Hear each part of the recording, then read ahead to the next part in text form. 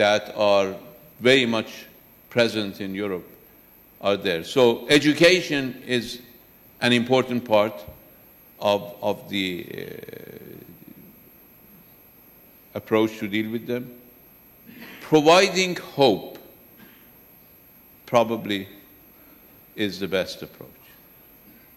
That people have hope in the future, hope in participating in the future of their own societies, be it in the West or in our part of the world. That people have a stake, should have a stake in the future. Hopelessness is a very dangerous phenomenon.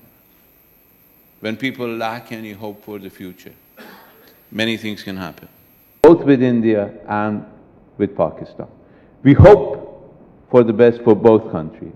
And if Iran can be of any help to any of them, we stand ready. We're not volunteering, but we stand ready. If anything is asked of us, we'll be there, because these two neighbors are extremely important to us. We share common ideals.